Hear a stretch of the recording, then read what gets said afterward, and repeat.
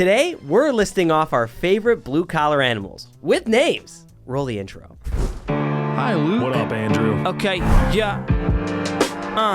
Let me tell him. Downtime, it's about time. Big bad problem, trying to strip it down line. Downtime, turning all the cash to dirt. Downtime, getting us back to work. Ladies and gentlemen, boys and girls, welcome back to another episode of Downtime presented by Conequip Parts, where if you have downtime, you might as well spend it with us. And if you have heavy equipment and you need heavy equipment parts, you might as well get it from Conequip Parts. We got everything that your little heart desires. 716-836-5069, or go to conequip.com/shop and do a little online shopping 24/7. And that's that. Let's get into the episode, though. So the first animal we got here is Owney the Postal Dog, who was in the USA from 1888 to 1897. Old dog. He was a scruffy mixed breed who became the unofficial mascot of the U.S. Railway Mail Service. He rode the mail trains across the entire country. He wore a collar covered in destination tags from post offices worldwide, and they now preserved his body. Now he's at the Smithsonian. Smithsonian. He was blinged out, bro. Dude has the sickest chain ever, and they're like, you know what? We're going to taxidermy this bad boy and keep him in a box. Smile for me, daddy. What you looking at? Come on. Let me see your grill. Let you see my what? Next on the list, we got Tirpitz the Pig. This one's crazy. Check it out. The Times newspaper reported, the animal, which is known as Tirpitz, was once owned by the German light crusader Dresden. Basically, the Germans escaped to the shore after causing an explosion, which sank the Dresden, and Tirpitz was left to its fate, the poor pig. The pig struck out boldly, though. It was swimming. It got out of the ship, and it was swimming. Two sailors dived into the sea, and the animal was brought safely aboard. The ship's company of the Glasgow awarded Tirpitz an Iron Cross for having remained in the ship after its shipmates had left, and it became a great pet. That was in 1915. So they saved this pig. Well, first of all, they drowned it nearly, and then they saved the pig, and they're like, we're going to make this thing our pet. However, she did become the mascot of that ship and everything in the future, but Tirpitz was eventually auctioned off for charity as pork in 1919, dude. They were like, we saved this thing, we love it, what a hero. And then 4 years later, they're like, we need some pork. Epic Tirpitz, get over here. Can you imagine auctioning off medaled war veterans for charity? Dude, I was also about to say, we just give medals to anything. We're like, this is cool, slap a medal on it. It's like, They're like, yo, this pig stayed on the boat longer than anyone else. Yeah.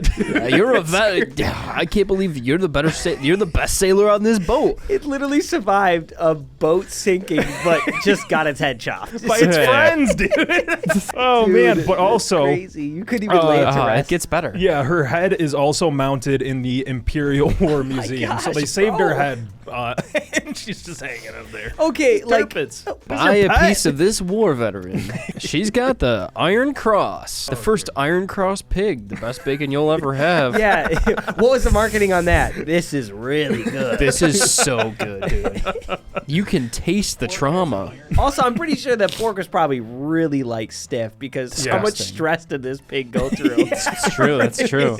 So up next, we've got Trim, who was a cat from, he was alive from 1799 to 1804.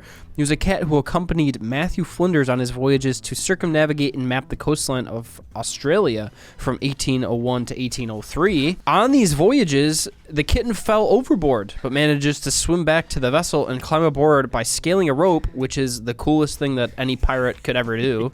And then taking note of his strong survival instinct and intelligence, the captain, Matthew Flinders, and the crew made him their favorite, their pet. Their favorite stray cat. Their favorite stray cat of all of the ones that were on the ship at that time. Flinders was eventually captured and held in captivity after being accused of being a spy, but Trim accompanied him until he disappeared randomly. Yeah, cats do that. Matt said, one of the finest animals I ever saw. His robe was a clear jet black.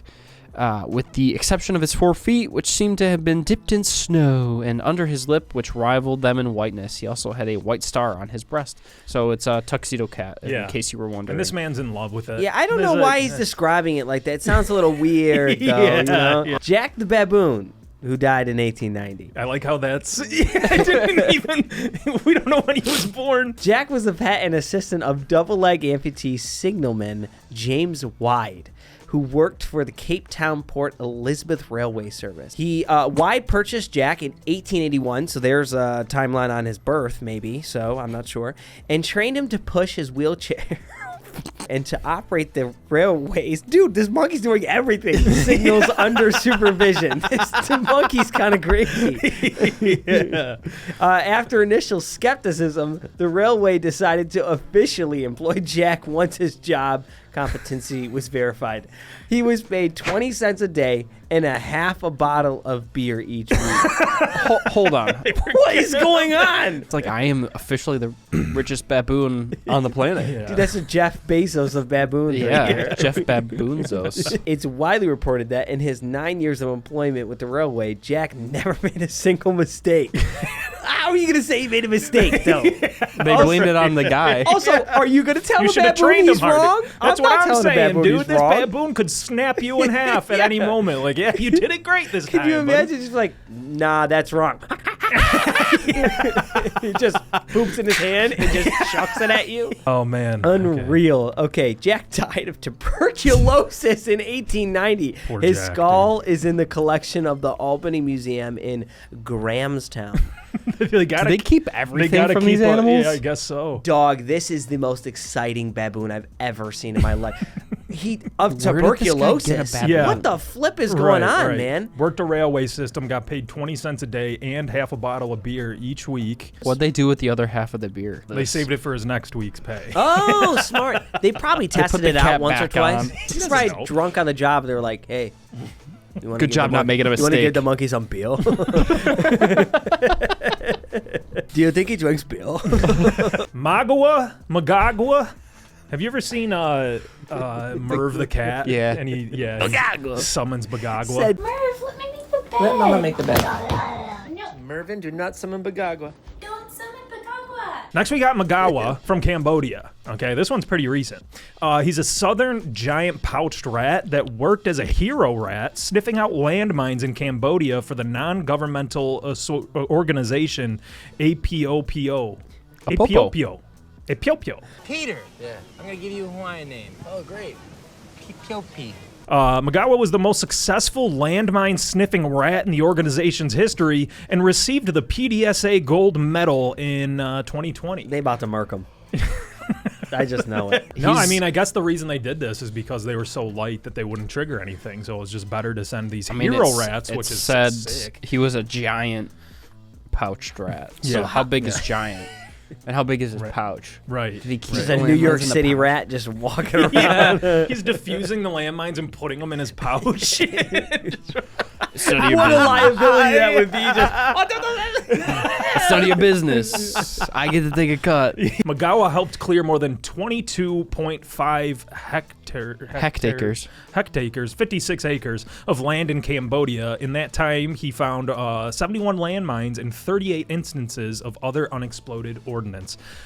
Shout out. He died in 21. Rest in peace. Oh, he Magawa. died. That Yeah. was the end of his. Oh, he Yeah. wasn't terminated. Put a But they foot gave him down a gold little medal. bit too They heavy. gave this animal a gold medal. The best part about all these animals, though, is that they're famous, but they don't know they're famous. You They know, don't if care. you're Owney the They're just Postal doing it for Dog, the. They're doing it for the love of the game. Yeah, everybody waits for you to come through their state and say hi and give you a postal tag for his.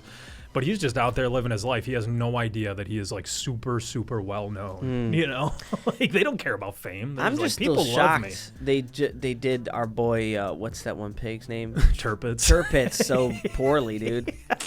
Man, you couldn't even let it. Just lay him to rest. He's Come a on. decorated hero. Right. Yeah. And they were like, Pork. "You're a delicious decorated hero." The last that. animal, the last blue collar animal, is Steve Krentz. He's a dog. Shout out, Steve. Shout out, Go Steve. watch Profits to the Profits.